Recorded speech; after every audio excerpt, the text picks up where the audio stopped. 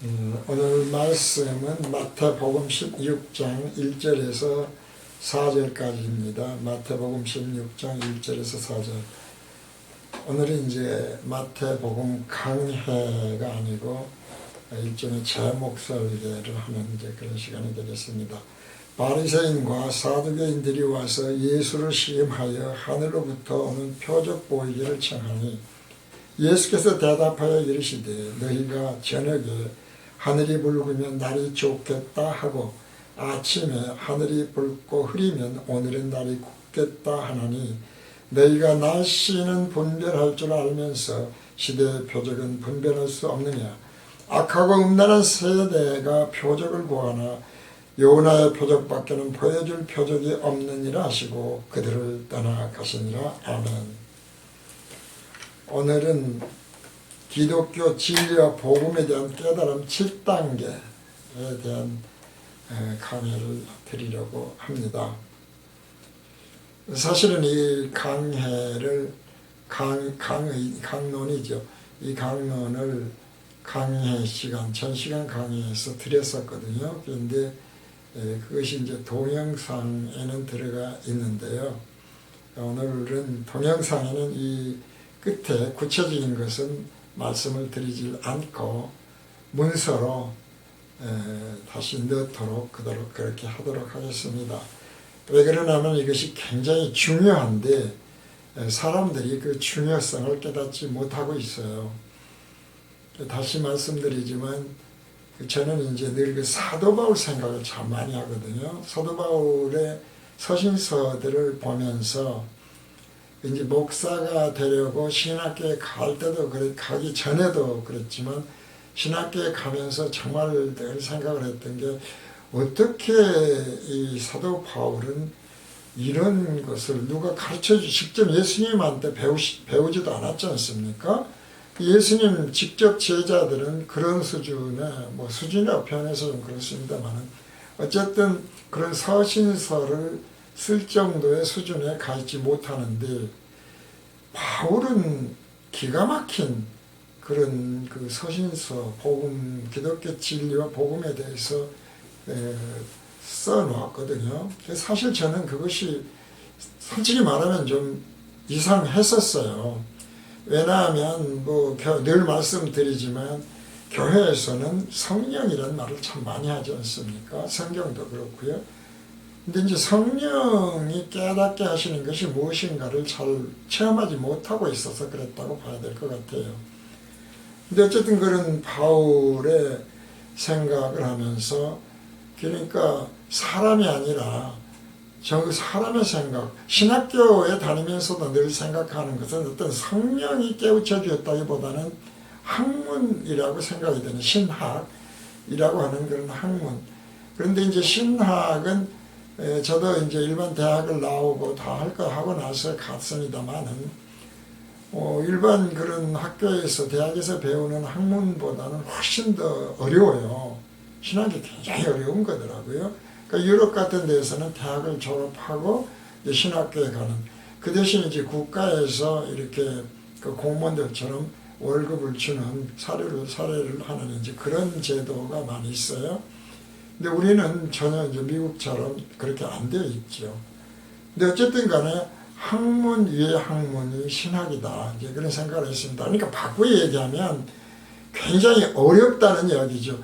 어려운데 사실은 그것이 꼭 성령의 바울처럼 깨달음을 주어서 그것을 그런 신학 이론을 만든 것인가 그런 생각을 안 들어요. 그럼 신학서적을 이렇게 읽어보면 주장이 전부 다르거든요. 이게 굉장히 중요한 거죠. 기독교 진리와 복음이 하나라면 신학이 이론이 나눠질 수가 없지 않습니까? 근데 그 정말 여러 가지가 있어요. 그래서 이런 이제 초대교회 때부터 이제 공부를 좀 해보고 교회사 공부를 해보면은 지금 이제 우리가 볼 때에 그런 게 참 많아요.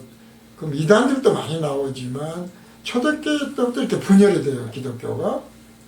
그러니까 얼핏 보면 성경을 보면 어려운 것 같지 않거든요. 참 좋은 말 많이 쓰여 있고. 그런데 나중에 이제 깊이 깨달으면서 자꾸 강조하는 것이 깨달음이기 때문에 그런데 강조하는 것이 그 사람의 생각으로는 모르는 것이 성경이더라. 뭐 불교에 대해서 뭐 깊은 공부는 안 했습니다만 불교 책들을 보면 사실 굉장히 오묘해 보이죠. 뭐 철학책들을 봐도 철학 공부하면 굉장히 오묘해서 무슨 말인지 잘 모르겠다 싶기도 해요. 그런데 성경을 보면 쉬운 것처럼 무슨 속담 써놓은 것 같기도 하고 명언 써놓은 것 같기도 하고 참 쉬운 것 같기도 해요. 그런데 예수님은 절대 모른다고 했거든요. 근데 지금 저는 그 생각을 합니다. 사람의 생각과는 완전히 반대다 말이죠. 뭐 그냥 단순한 반대다. 그거 하기는 어렵지만 반대다. 그래서 T형 갈림길이라는 말을 자주 쓰지 않습니까? 생명의 길과 사망의 길은 사망의 길로 가는 T형 갈림길에서 사망의 길로 가는 진리의 복음을 진리의 복음인 것으로 생각을 하면 할수록 그것에 따라서 열심을 내면 낼수록 생명의 길, 천국과는 멀어져 버리는 것이다. 이걸 정말 많이 느껴요. 근데 사실 우리가 이 세상에서 사는 동안은 뭐 80년, 100년, 뭐 120살 합니다만은 영혼에 비하면 아무것도 아니죠. 예수님이 이 세상에 오셨던 초림 때가 벌써 2000년이 지났지 않습니까? 정말 짧은 세월이에요. 눈 깜짝할 사이라는 이야기가 할 정도로 정말 짧아요. 근데 사실은 그런 영생이라고 하는 걸 생각한다면 여기가 우리가 여기서 예수님도 그래서 수없이 말씀하시잖아요. 정말 정신 바짝 차려야 돼요. 그리고 그 기회는 지금 우리가 육의 생명이 살아있는 이 기간밖에 없다는 것이죠. 또 동시에 지금은 마지막 때가 다 된 것이 분명해요. 여러 가지로 마지막 때가 다 된 것은 분명해요. 뭐 예수님 말씀하신 대로 복음이 땅까지 전파된 것이 분명하지 않습니까? 예수 모르는 사람이 누가 있습니까? 뭐 그런 것으로 봤을 때에도 정말 마지막 때가 다 됐어요. 그리고 여러 가지 징조들도 정말 많이 나타나요. 오늘 지금 예수님이 하신 말씀이 그런 것이죠. 바리새인과 사두개인들이 와가지고 예수님을 시험을 해요. 그러면서 표적을 좀 보여달라. 정말 당신이 메시아인가? 성경에 예언된 메시아냐? 그렇다면은 그 표적을 좀 보여주십시오. 그래야 우리가 믿을 것 아닙니까? 뭐 사람의 생각으로 하면 맞아요. 그만큼 예수님의 능력이 사람으로서는 생각할 수 없는, 또 예수님의 말씀이 사람으로는 생각할 수 없는 정말 권위가 있는 말씀들이었고 능력 있는 예수님의 말씀이었지 않습니까? 그러니까 예수님이 대답이 뭡니까? 저녁에 하늘이 붉으면 날이 좋겠다 하고 아침에 하늘이 붉고 흐리면 오늘은 날이 굳겠다 한다 이 말이죠. 그렇게 날씨도 날씨를 분별할 줄 알면서 어떻게 시대의 표적은 분별할 수 없느냐. 지금 마지막 때라니까요. 그 마지막 때뿐만 아니라 진리와 복음에 대해서 왜 분별을 못해? 내가 진리와 복음을 전하는 것을 너희들은 왜 못 깨닫냐? 생명에 관한 걸, 영생에 관한 걸 이야기하는데 왜 몰라? 그러면서 중요한 것은 이것이 음란한 세대라고 하면서 그들을 떠나버렸다는 이야기죠. 사실 이게 굉장히 두려운 말씀이에요.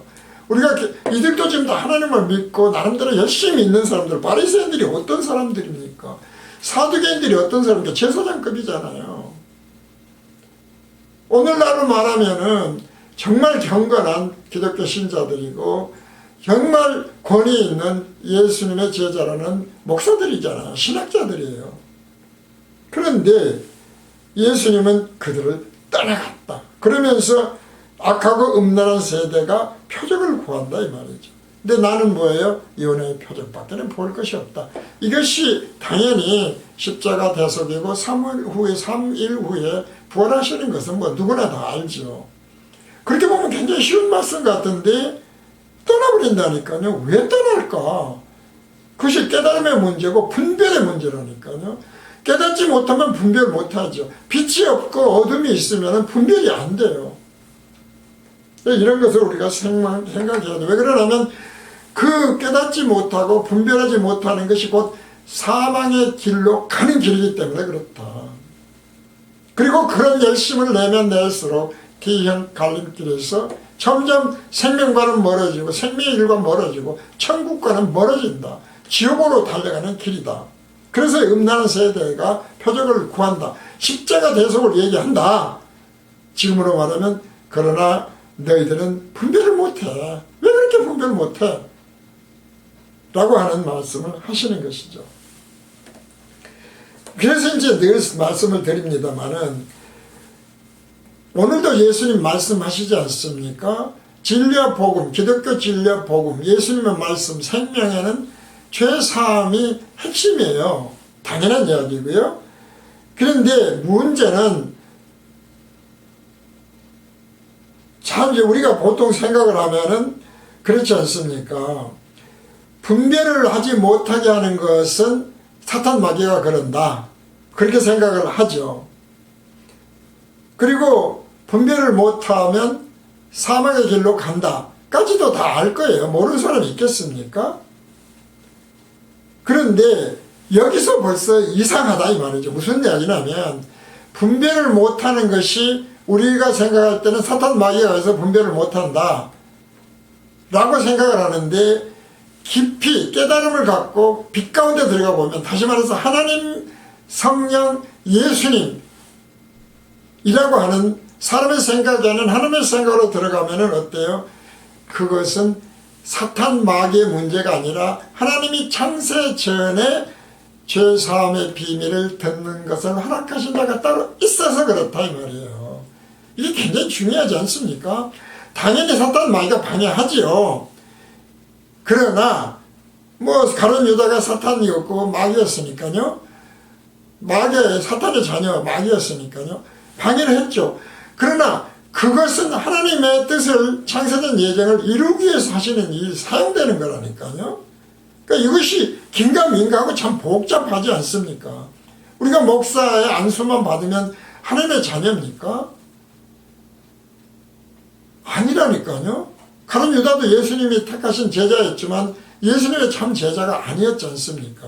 이런 걸 꼭 굉장히 깊이 생각을 해요.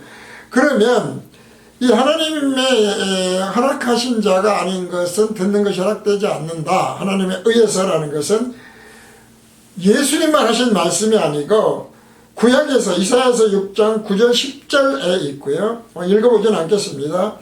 신약에서는 예수님이 하신 마가복음 4장 10절에서 12절에 분명하게 말씀하고 계셔요.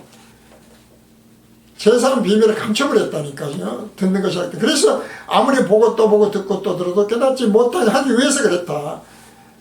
우리가 주석서를 보면 구약에서 지금 말씀드린 이사야서에 대해서 뭐 하나님이 그렇게 했겠냐. 번역이 잘못된 거다. 뭐 그런 식으로 얘기하는데 그러지 않죠. 깨달음이 잘못된 거야. 분별이 안 돼서 그래요. 하나님이 못하게 눈을 가려버리는 거예요. 그래서 그것을 말씀드리잖아요. 독사라고 비유를 하시는데 독사 새끼한테 사람 말을 아무리 한들 알아듣겠냐 이 말이에요. 못 알아들어요. 똑같은 것이죠. 그러면 기독교에 왜 앞에서도 말씀드린 대로 교단, 교파들이 이렇게 많냐 이 말이죠. 왜 이렇게 많을까? 물론 사탄 마귀가 합니다마는 이 또한 하나님의 예정 가운데 있는 거라니까요. 창세전. 오늘날 마지막 때가 된 때에는 예수님이 초림 때하고는 비교가 안 되게 교단 교파가 많고 이단들도 특식을 거리지 않습니까? 그런데 하나님은 뭐 어떻게 하려고 하셨다는 거예요. 그러니까 내가 여기에 속했느냐 속이지 않았느냐 이 말씀이 우리가 잘 들리지 않으면 굉장히 중요하다니까요. 에베소서 1장 4절에서 10절을 읽습니다. 하나님의 뜻이 무엇인가를 알자는 겁니다. 에베소서 1장 4절에서 10절. 곧 창세 전에 그리스도 안에서 우리를 택하사 그리스도 안에서 하나님이 택했습니다. 다 택한 거 아니에요. 여기서 늘 또 분별의 문제가 와요. 누구를 택했는가를 잘 알아야 돼요. 우리를 택하사 우리로 사랑 안에서 그 앞에 거룩하고 흠이 없게 하시려고 그 기쁘신 뜻대로 우리를 예정하사 예수 그리스도로 말미암아 자기의 아들들이 되게 하셨으니 그리스도 예수로 말미암는 게 십자가 대속의 핵심이죠. 이는 그의 사랑하시는 자 안에서 우리에게 거저주시죠. 거저주시는 바 그의 은혜의 영광을 찬미하게 하려는 것이라. 복음교실에서 끊임없이 죄사함을 얘기하고 십자가를 얘기하고 자랑할 것은 오직 연약함뿐이요, 십자가 외에는 자랑할 것이 없고, 십자가만은 오직 예수 그리스도만을, 하나님만을 영광을 돌려야 될 대상이라고 하는 것이 바로 그런 것이죠. 그를 찬미해야 돼요. 빠지면 안 돼요. 섞으면 안 돼요. 우리가 그리스도 안에서 그의 은혜의 풍성함을 따라, 우리는 누구도 어떤 사람은 한 점 부끄러움이 없다 이런 얘기도 합니다만은, 인간은 부끄러움이 없는 자는 없어요. 그것이 얼마나 교만합니까? 하나님 외에는 없다니까요. 그러니까 전부 지옥을 가야 될 자잖아요. 영원히 지옥불에서 있어야 될 자를 하나님의 뜻으로 구원해버린 거예요. 우리가 뭘 잘해서가 아니라니까요. 그러니까 풍성하다는 거예요. 그 은혜의 풍성함을 따라 그의 피로 말미암아 구속 곧 죄사함을 받았으니 이는 그가 모든 지혜와 총명으로 우리에게 넘치게 하사, 이게 성령입니다. 그 뜻의 비밀을 우리에게 알리셨으니 못 깨달은 자는 듣는 것이 허락되지 않는 자요 곧 그 기쁘심을 따라 그리스도 안에서 때가 찬 경륜을 위하여 예정하신 것이니, 죽기 전까지예요. 때는 하늘에 있는 것이나 땅에 있는 것이 다 그리스도 안에서 통일되게 하려 하십니다. 진리와 복음, 하나님과 예수님, 성경이 하나이듯이 기독교 진리와 복음은 반드시 하나죠. 근데 자꾸 말씀드립니다. 왜 자꾸 저 사람은 그런 걸 강조만 할까? 하지 말라니까요. 왜 통일이 안 되냐? 사탄이 그러지만 하나님이 그렇게 듣는 것을 허락하신 자와 아닌 자를 나누셔서 그래요. 그러니까 기독교 진리와 복음이 하나로 통일되어지는 자만 듣는 것이 허락된 자다 이 말이죠. 우리는 그것을 총론불변의 진리로 말씀하고 있어요. 총론불변의 진리는 복음교실이 정한 게 아니에요. 하나님이 전능자다, 전지자다, 창조주다, 주권자다, 사랑의 하나님이다, 이런 거 우리가 정한 게 아니지 않습니까? 성경에 그렇게 기록되어 있어요. 거기에서 벗어나지 말라 이 말이죠.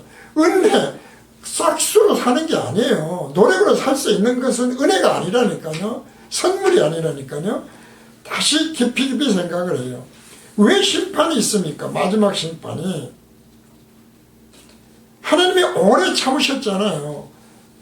창세 때부터 지금까지를 생각하시면 얼마나 오래 참으셨고, 예수님이 오신 지도 2000년이 되었으니까 얼마나 오래 참으셨습니까? 이 땅에 사는 동안은 우리에게 기회를 주시는 은혜예요. 이 기회, 심판에 대한 은혜, 마지막 심판이에요. 마지막 심판. 마지막이라는 말을 꼭 알아야 돼요. 다시 지금의 세상은 없어요. 새하늘과 새 땅으로 바뀌어버린다니까요. 지금의 마지막 때라는 것은 이제 곧 얼마 안 있으면 새하늘과 새 땅으로 바뀐다, 그런 뜻이 되죠. 그러니까 우리가 생명을 얻고 영생을 원하는 진정한 기독교인이라면 자신이 어느 교단이나 어느 교파에 속했다, 가톨릭에 속했다, 신천지에 속했다, 그런 게 중요한 것이 아니고, 과연 자신은 하나님이 듣는 것이 허락된 자인지 아닌지, 신약과 구약을 통해 이 분별을 하는 자인가 아닌가, 이 깨달음이 중요하죠. 그리고 그 핵심에 또 말씀드리면 죄사함의 비밀이 있는데, 중요한 것은 그러니까 깨달음이 뭐냐 이 말이죠. 뭘로 분별하느냐. 그것을 총론불변의 진리라니까요.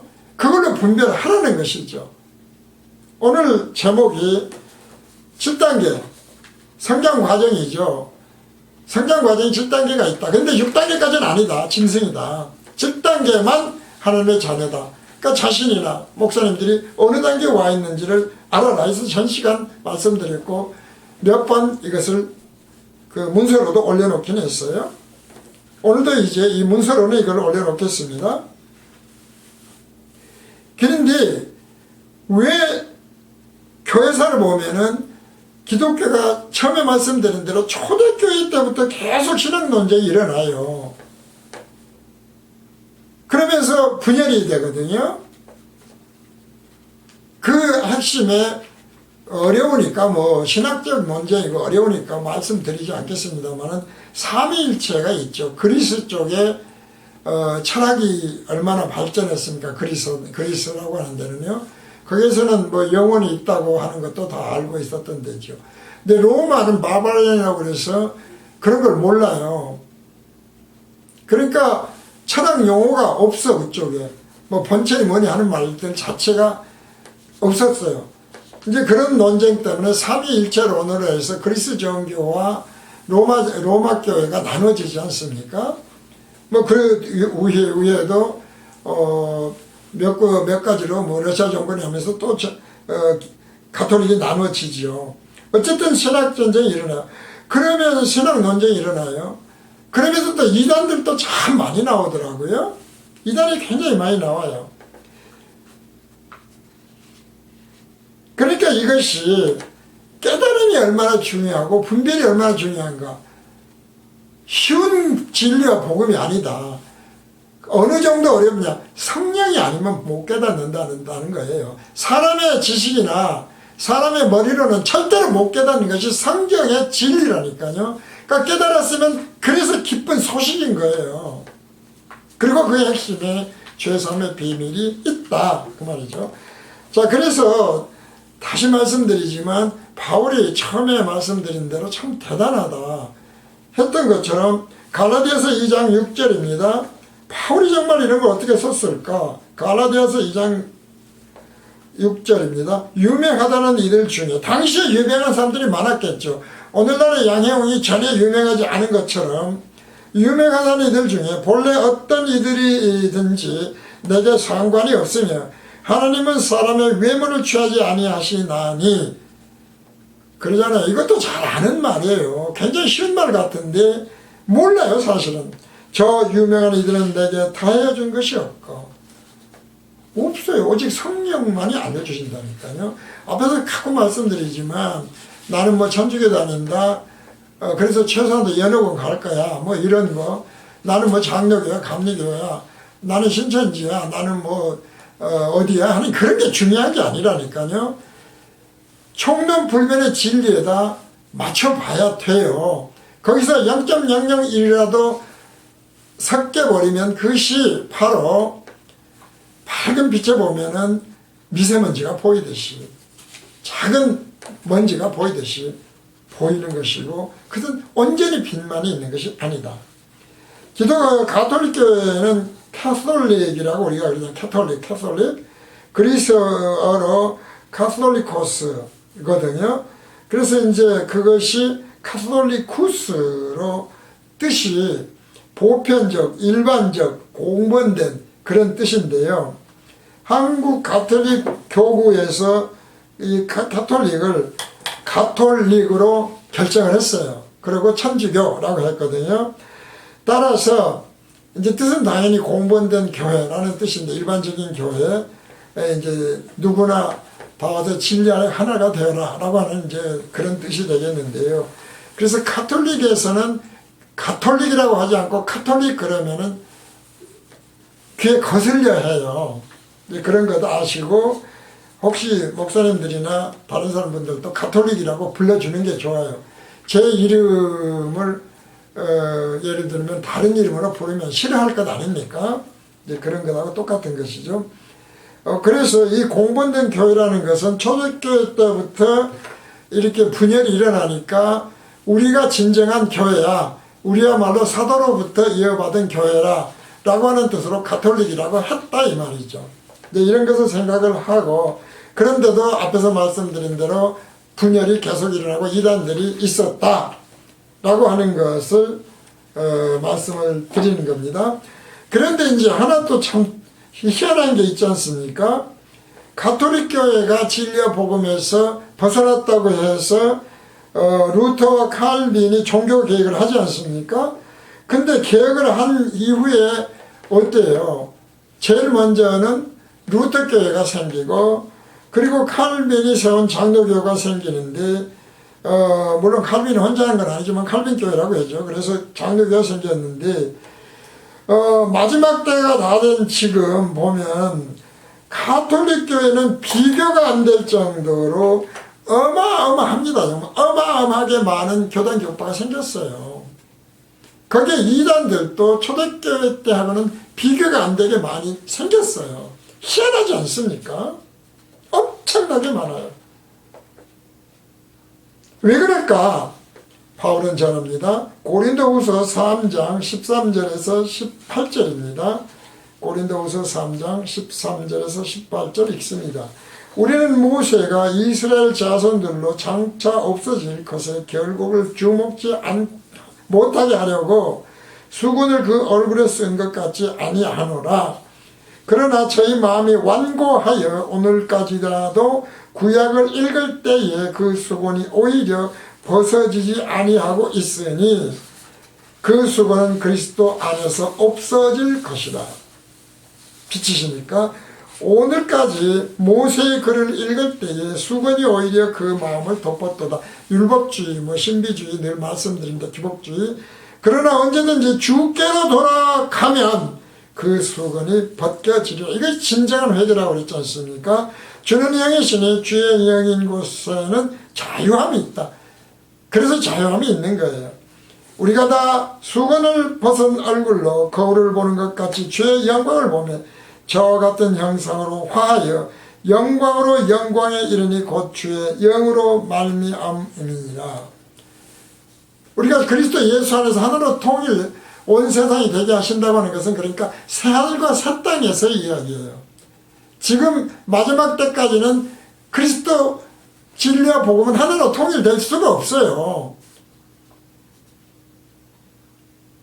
그리고 그 수건이 뭐였냐면은 율법신앙, 기복주의 신앙, 유대인들이 그대로니까 신비주의 신앙이었다니까요. 메시아에게 기도하는 것도 그런 것이었지 않습니까? 그래서 능력을 보여달라. 율법적으로, 신비주의적으로, 그 다음에 기복주의적으로. 정말 메시아입니까? 로마 서 없애주십시오. 다윗하고는 비교가 안 되는 다윗의 후손 아닙니까? 그런 이야기가 그런 거죠. 근데 예수님은 뭐라고 그래요?